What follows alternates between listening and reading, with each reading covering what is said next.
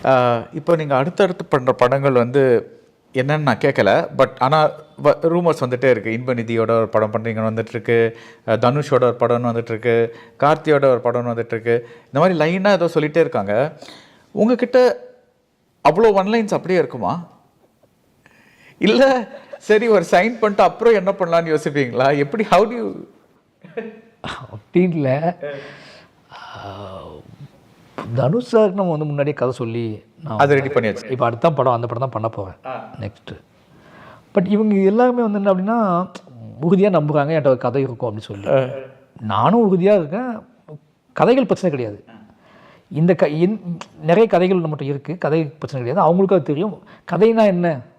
வாழ்வு தானே. வாழ்வும் புரிதலும் தானே. வாழ்வும் புரிதல்னால் நீங்கள் வந்து உலகத்தில் நம்ம டெய்லி வாழ்ந்துக்கிட்டு இருக்கோம்.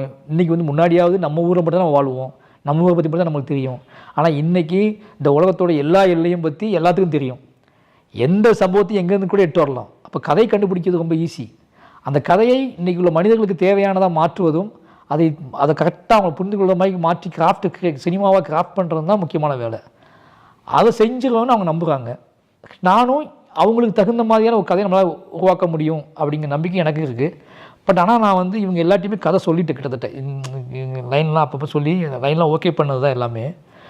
அதனால் வந்து எனக்கிட்ட அது இல்லைன்னா நான் அவங்கள்ட்ட சொல்ல மாட்டேன். இது இருக்கு, இப்படி ஒரு கதை இருக்குன்னா நான் நீங்கள் நினைக்கிற மாதிரி சும்மா சைன் பண்ணிட்டு அப்புறம் கதை பார்த்துக்கலாம் இது யார்ட்டையும் நான் பண்ணலை. அப்படி பண்ணலை. ஏன்னா எனக்கு நல்லா தெரியும்.